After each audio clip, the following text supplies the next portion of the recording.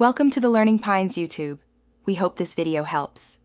You start with essentials.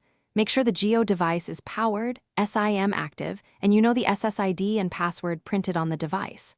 On your phone, open Settings and go to Wi-Fi. Enable it so networks appear. Tap the Jio SSID shown in the list, type the password exactly, and press Connect. Once done, look at the status indicator to confirm you're associated.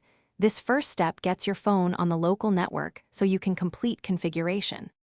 Once connected, open a browser. Many Jio devices redirect to 192, 168, 1, or Jio Local. HTML for the admin page. You should log in with the default admin username and password printed on the device, then immediately change the network name and set a strong Wi-Fi password to secure access. Make sure DHCP is enabled so your phone receives an IP.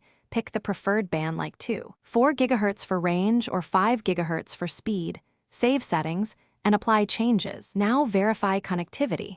Forget the old network on your phone if you changed the SSID, then reconnect and confirm you have an IP and internet access. Make sure the router firmware is up to date and place the device centrally to improve signal. If things go wrong, restart both your phone and the Jio device first. If that fails, log into the admin page to check status or perform a factory reset as a last resort.